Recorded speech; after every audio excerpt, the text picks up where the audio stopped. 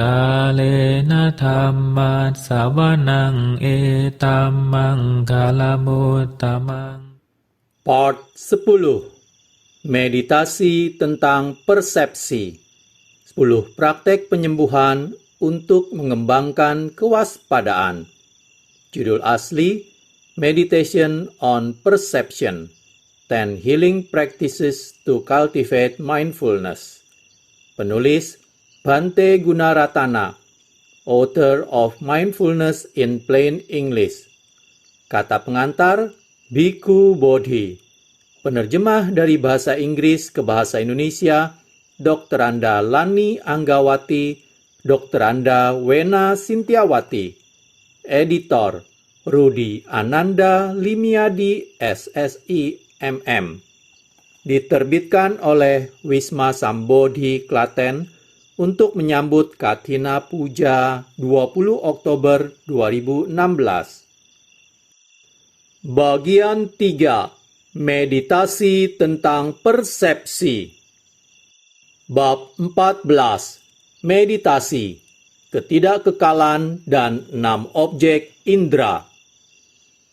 Karena sekarang kita memiliki suatu pemahaman tentang 10 persepsi yang menyembuhkan, marilah kita lihat yang pertama secara lebih dekat, yaitu persepsi tentang ketidakkekalan. Di dalam meditasi-meditasi berikutnya, kita menggunakan kewaspadaan terhadap bernafas sebagai dasar untuk vipassana atau meditasi pandangan terang yang bertujuan untuk mencapai persepsi langsung tentang ketidakkekalan.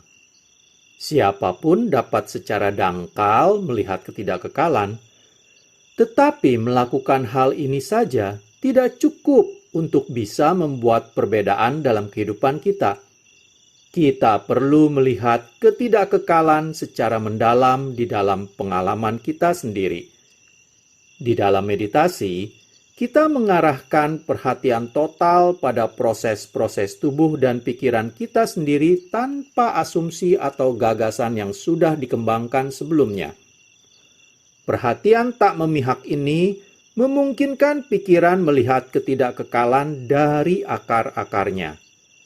Pengetahuan langsung yang tanpa konsep tentang ketidakkekalan membuka pintu untuk melihat kebenaran tentang semua hal-hal yang terkondisi. Meditasi pandangan terang, seperti yang sudah dikatakan, adalah meditasi yang menggunakan kewaspadaan untuk menyelidiki fenomena. Ketika mempraktekkan meditasi pandangan terang, kita dapat menggunakan objek apapun sebagai titik fokus, karena semua objek mempunyai ciri-ciri universal yang sama.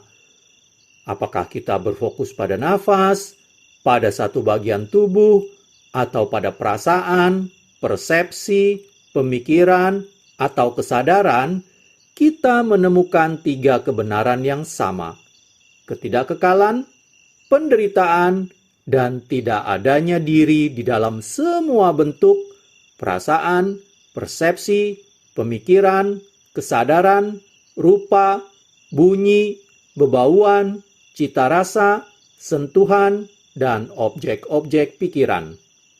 Sementara menarik nafas dan menghembuskan nafas, hal-hal inilah yang kita alami. Seluruh praktek meditasi Buddhis bermula dengan melihat kebenaran tentang ketidakkekalan. Pada saat Siddhartha Gautama, calon Buddha, melihat ketidakkekalan dengan cara yang paling dalam, pikirannya membuka untuk penemuan sisanya: lenyapnya nafsu, penghentian, dan pelepasan. Dengan kewaspadaan sempurna, Buddha melihat ketidakkekalan di dalam bentuk, perasaan, persepsi, pemikiran, dan kesadaran yang muncul dan berlalu bersama dengan nafas. Beliau menggunakan kebenaran dasar ini untuk memperdalam pandangan terangnya, membebaskan pikirannya dari kemelekatan terhadap hal-hal yang tidak kekal, dan mematahkan belenggu-belenggu yang mengikatnya ke lingkaran penderitaan. Dengan praktek meditasi yang tekun, seperti misalnya yang ada di bawah ini, kita dapat melakukan hal yang sama. Kita mulai dengan menggunakan kewaspadaan untuk menjadi sadar akan proses persepsi. Seperti yang kita ingat, persepsi terjadi di pikiran sebagai akibat dari kontak antara objek indera, salah satu dari 6 indera tubuh, dan kesadaran. Jika kita memperhatikan proses ini dengan kewaspadaan yang seksama, kita menjadi sadar bahwa setiap aspek persepsi kita selalu berubah. Objek-objek indera itu sendiri berubah. Perhatian kita ke objek-objek ini berubah, dan kesadaran kita berubah ketika kita mempersepsikannya. Akhirnya, yang kita persepsikan hanyalah perubahan-perubahan saja. Kita memulai setiap meditasi dengan mempraktekkan kewaspadaan terhadap bernafas, seperti yang dijelaskan di halaman 115 sampai 132. Catatan, halaman tersebut adalah bab 13, kewaspadaan akan bernafas. Begitu tubuh tenang dan pikiran damai, kita lalu memindahkan perhatian kita ke persepsi dari 6 jenis objek indera: rupa, suara, bebauan, cita rasa, sentuhan, dan objek mental. Misalnya, kita mendengarkan suara burung merpati, burung gereja, bulbul, jai biru, beo, dan burung-burung lain. Kita tahu bahwa beberapa mengeluarkan suara yang keras dan menjengkelkan, sedangkan yang lain mengeluarkan suara yang merdu dan menarik. Kita juga mendengar suara yang dibuat oleh manusia. Sama seperti burung, beberapa manusia memiliki suara yang keras dan menjengkelkan. Yang lain memiliki suara yang lembut dan menyenangkan. Sementara mendengarkan, kita dapati bahwa suara apapun yang kita dengar itu selalu berubah. Jika kita mendengarkan suara dengan waspada, tanpa kemarahan, keserakahan, atau kebodohan batin, semua yang kita dengar ternyata berubah dan tidak kekal.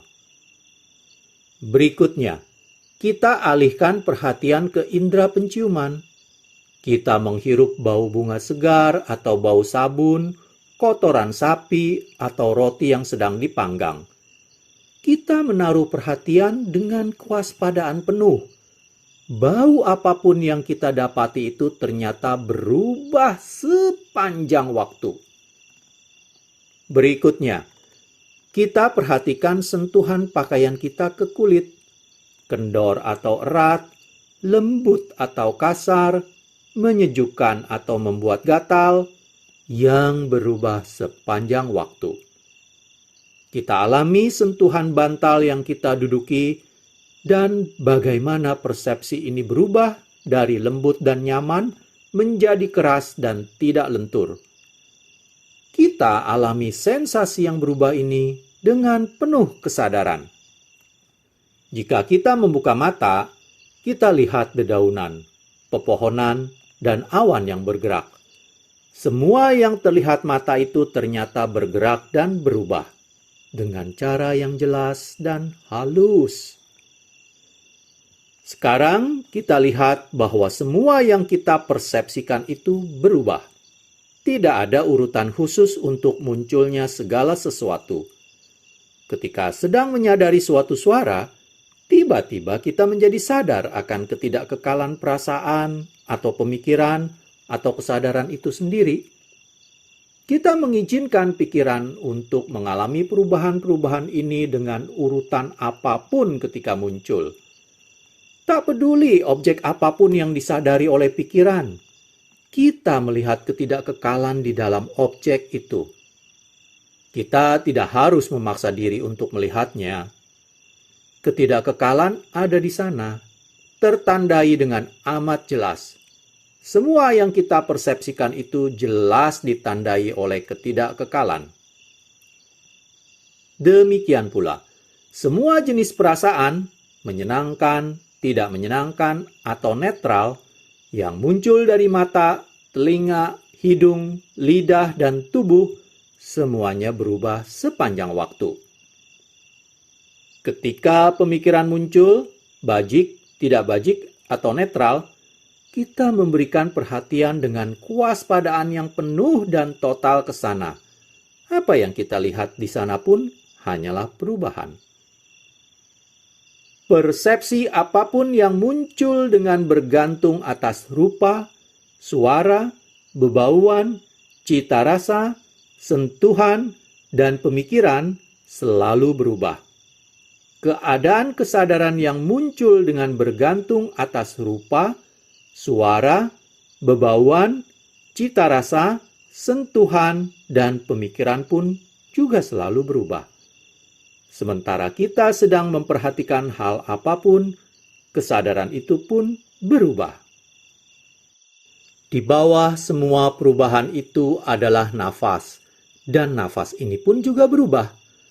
Rasa nafas, persepsi terhadap nafas, perhatian ke nafas, niat untuk memperhatikan nafas, dan kesadaran akan nafas, ini semua berubah. Tanpa ada kekuatan apapun yang bisa menghentikan perubahan itu. Tidak ada yang dapat mencegah perubahan segala hal.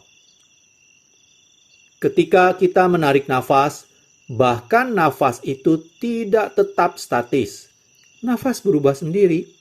Nafas masuk ke paru-paru kita, bertukar oksigen dengan karbon dioksida, dan kemudian meninggalkan paru-paru. Kita tidak melakukan apapun untuk menyebabkan proses perubahan ini. Semuanya terjadi dengan sendirinya. Detak jantung kita, darah yang mengalir melalui pembuluh kapiler dan arteri, semua pergerakan ini terjadi secara alami melalui proses ketidakkekalan yang sama. Terpancarnya panas tubuh dan terserapnya panas lingkungan untuk menyeimbangkan suhu tubuh terjadi karena ketidakkekalan.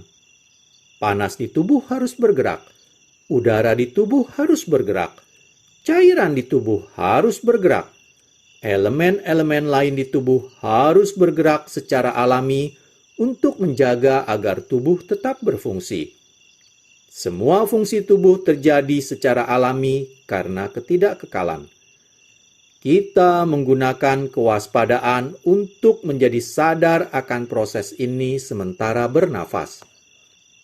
Namun, jika kita tidak bisa sepenuhnya sadar akan semua perubahan yang berbarengan ini, kita berusaha sadar akan apapun yang dapat kita lihat sementara kita menarik dan menghembuskan nafas. Kemudian, kita menyadari bahwa perubahan merupakan sifat semua bentuk, perasaan, persepsi, pemikiran, dan kesadaran pada setiap orang dan segala sesuatu di semesta ini. Semuanya terus-menerus berubah. Dengan pemahaman ini, kita bernafas. Kita merasa bahwa kita bernafas bersama seluruh dunia yang mengalami perubahan dengan cara yang sama seperti yang kita alami. Walaupun kita berharap untuk menghentikan perubahan pada jalurnya dan menggenggam erat-erat saat kini, hal ini tidak mungkin dilakukan. Proses-proses kehidupan tidak berhenti, bahkan sekejap pun. Usaha kita untuk membekukan saat kini agar berhenti di situ itu bagaikan mencoba menangkap udara di dalam genggaman. Alih-alih, pikiran yang waspada membiarkan semua itu terjadi tanpa merindukan agar hal-hal menjadi berbeda tanpa meratapi nasib. Sikap ini dikenal sebagai meninggalkan. Sementara melihat ketidakkekalan tanpa keterpakuan, penghentian, dan meninggalkan, kita menarik nafas dan menghembuskan nafas. Mengetahui perubahan-perubahan ini tanpa keserakahan, kebencian, dan delusi merupakan praktek kewaspadaan. Kita menyadari bahwa nafas, perasaan, persepsi, perhatian, niat, semua jenis pemikiran dan kesadaran, semuanya ada di sana untuk membantu kita memperoleh pandangan terang ke dalam realita ketidakkekalan. Siapapun yang menaruh perhatian total yang manunggal ke nafas, perasaan, persepsi, pemikiran, perhatian, niat, dan kesadaran, dapat mengalami perubahan-perubahan yang sama seperti yang kita alami. Bab 15. Meditasi. Pikiran juga berubah. Sementara mengamati sifat berubah yang alami pada pengalaman-pengalaman kita melihat bahwa pikiran tidak statis diam ketika menyadari perubahan-perubahan pada hal-hal yang terkondisi. Kita mendapati bahwa pikiran juga berubah ketika melihat perubahan-perubahan pada hal-hal lain. Pikiran bukan penggerak yang tidak dapat digerakkan. Gagasan tentang penggerak yang tidak dapat digerakkan itu sendiri saja sudah tidak logis. Sesuatu yang bukan penggerak tidak dapat melihat gerakan objek lain tanpa ia sendiri bergerak. Ketika objeknya bergerak, subjeknya juga harus bergerak untuk melihat gerakan objeknya itu. Dengan kata lain, kesadaran kita akan ketidakkekalan itu juga tidak kekal. Itulah sebabnya, sehingga pikiran, ketika mengamati ketidakkekalan perasaan, melantur pergi dari kesadaran ini. Sementara mewaspadai perubahan-perubahan suatu suara, kita mendengar suara yang lain. Kemudian, pikiran akan meninggalkan suara pertama dan pergi ke suara kedua. Pergantian fokus ini menunjukkan bahwa pikiran yang mengamati ketidakkekalan suatu hal itu pun juga berubah. Pikiran itu sendiri bergerak untuk melihat perubahan-perubahan pada objeknya. Ketika kita sedang mengamati perubahan-perubahan pada satu persepsi, persepsi yang lain muncul. Kemudian, pikiran pergi ke sana dan melihat perubahannya. Sementara sedang sibuk di sana, persepsi yang lain muncul. Lalu pikiran pergi ke situ. Jadi, ketika persepsi muncul, mencapai puncaknya, dan berlalu, pikiran mengikuti langkah-langkah ini.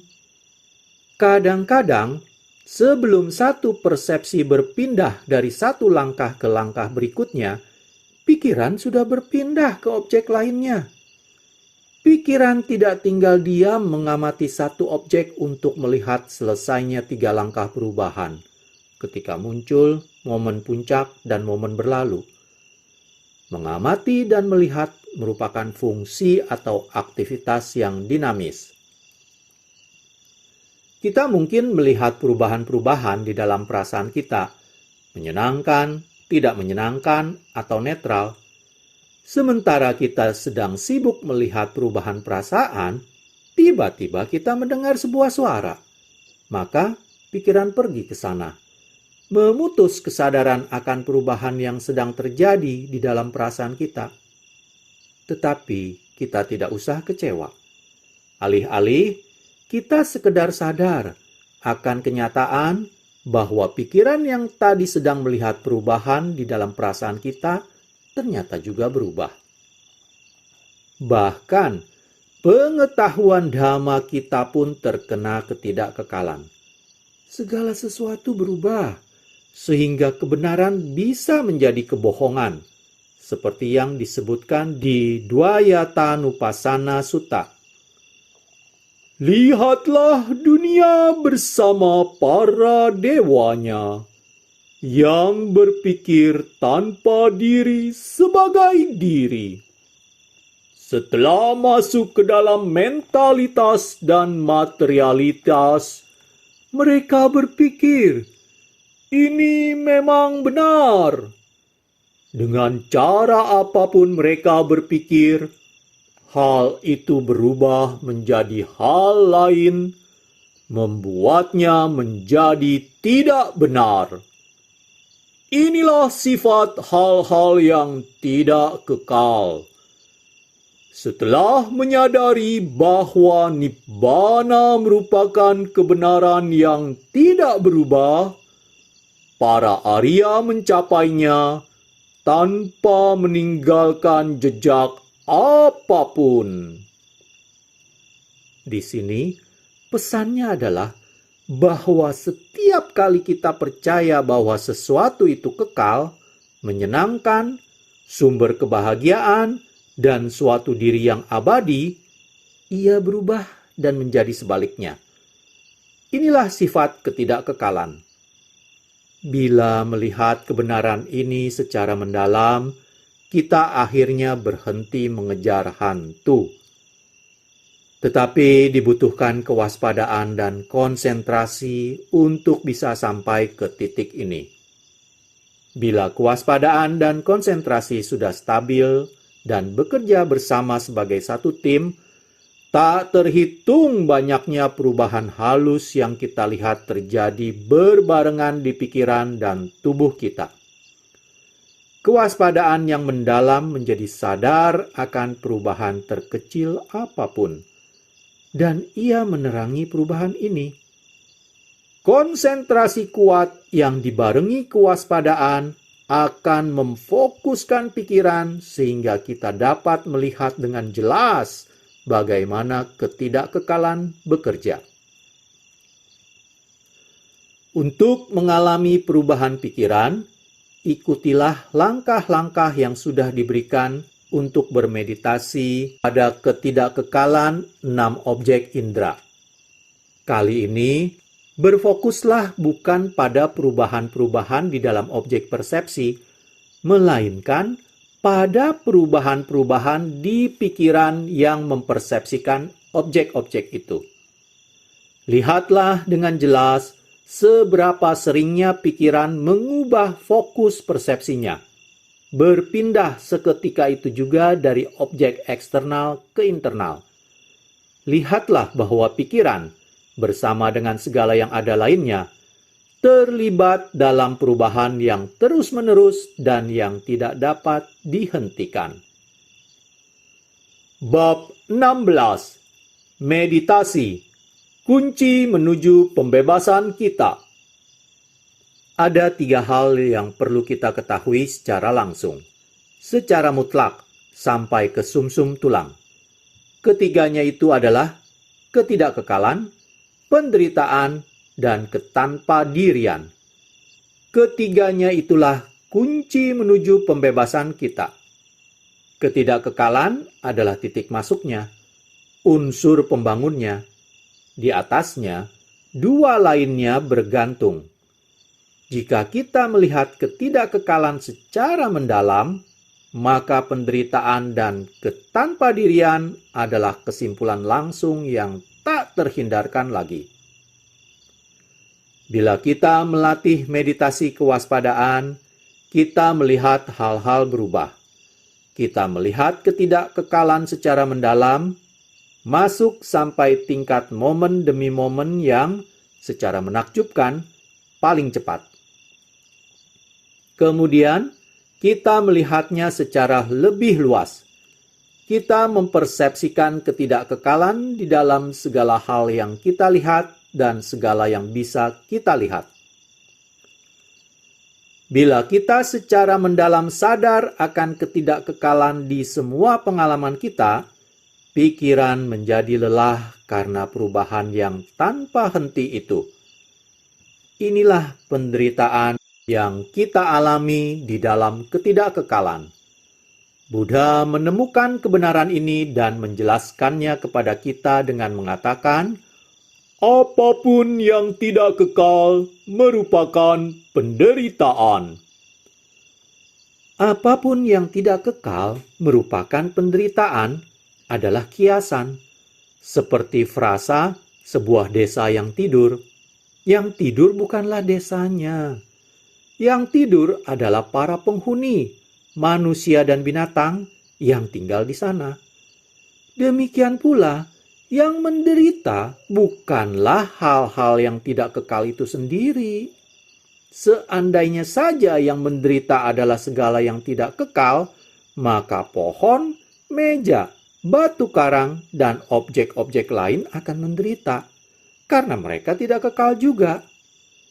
Seandainya ketidakkekalanlah yang membuat para makhluk menderita, maka bahkan para Buddha dan mereka yang sudah mencapai pencerahan pun akan menderita, karena mereka benar-benar mengalami ketidakkekalan.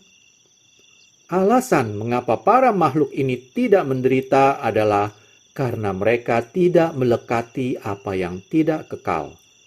Hal yang sama berlaku bagi kita. Selama kita melekati apa yang tidak kekal, kita pun mengalami penderitaan. Untuk mengakhiri penderitaan, kita harus mengakhiri kemelekatan kita pada hal-hal yang terus-menerus berubah. Di antara hal-hal yang tidak kekal ini adalah agregat atau gugus kehidupan, yaitu tubuh dan pikiran kita sendiri. Bila kita mempersepsikan penderitaan di dalam semua agregat pengalaman kita, maka kita tidak akan tertarik pada agregat itu. Tidak tertarik ini akan membantu kita menjadi hilang nafsu. Kita menyadari bahwa gairah nafsu merupakan lem yang mengikat diri dan dunia menjadi satu. Jika tenaga tempel ini dihilangkan, maka meninggalkan pun terjadi, yang membawa menuju berhentinya penderitaan kita. Untuk mencapai tujuan ini, kewaspadaan dan perhatian kita haruslah murni. Artinya, kewaspadaan dan perhatian ini haruslah tanpa konsep. Pada tingkat meditasi ini, ide dan pemikiran adalah seperti duri, bisul, luka, atau rintangan. Bila konsep tidak hadir, kita dapat memfokuskan pikiran seperti sinar laser pada 5 agregat itu. Dengan kejenihan perspektif serupa laser ini, pikiran dapat melihat bahwa aku ada hanya bila tubuh, perasaan, persepsi, pemikiran, dan kesadaran juga ada. Selanjutnya, semua itu berada di dalam parameter ketidakkekalan. Ketidakkekalan membakar segala sesuatu. Kita tidak menemukan diri atau jiwa atau aku apapun di dalam agregat yang manapun. Andaikan saja kita menyatukan banyak komponen untuk membuat seruling, ketika kita meniup seruling itu, suara yang merdu dihasilkan. Andaikan saja ada orang yang memecah seruling itu menjadi potongan-potongan kecil untuk mencari suara di dalamnya, dia tidak akan pernah menemukan suara itu. Demikian pula, kita tidak akan pernah menemukan aku di dalam agregat-agregat itu. Tak peduli betapa halusnya kita mengurai. Inilah penemuan kita tentang tidak adanya diri. Karena tidak melihat ketidakkekalan, kita melekati hal-hal yang tidak kekal. Makin kita melekat, makin kita menderita. Karena hal-hal yang tidak kekal itu berkhianat ketika kita mencoba berpegang padanya. Mereka menipu kita sampai percaya bahwa sesuatu atau seseorang dapat memberi kita kebahagiaan abadi. Keadaan juga menipu kita. Hubungan berubah menjadi sulit. Orang-orang mati. Pekerjaan berubah. Karena melihat adanya ketidakkekalan di dalam segala hal, kita berjaga-jaga terhadap sifatnya yang memperdaya, sifatnya yang terus-menerus muncul dan berlalu. Inilah penemuan kita tentang sifat penderitaan dalam semua hal yang terkondisi. Sementara kewaspadaan meningkat, kita makin mengenali bahwa ketidakkekalan, penderitaan, dan ketanpadirian ini bukan merupakan sifat dari hanya agregat tubuh dan pikiran kita sendiri saja, melainkan juga sifat dari segala sesuatu yang muncul bergantung atas penyebab dan kondisi. Melihat kebenaran ini, kita menjadi kecewa pada agregat-agregat dan sebenarnya pada setiap hal yang terkondisi, kita mengenali bahwa rasa senang dan rasa sakit sebenarnya adalah dua sisi dari koin yang sama. Ketika kita mengalami rasa senang, kita ingin menggenggam perasaan menyenangkan itu. Ketika kita mengalami rasa sakit, kita ingin terbebas dari perasaan tidak menyenangkan itu dan ingin mengalami perasaan yang menyenangkan. Keduanya adalah pengharapan. Keduanya adalah nafsu keinginan. Bila kita melihat bahwa penderitaan pada hakikatnya ada di dalam rasa senang, kita menjadi kecewa dengan rasa senang. Itulah hilangnya nafsu. Demikianlah berakhir sudah part 10. Pada video part selanjutnya, kita akan melanjutkan bagian 3 meditasi tentang persepsi dengan membacakan bab 17, meditasi kemunculan yang bergantung. Terima kasih. Kalena dhamma savanang etammang kalamutamang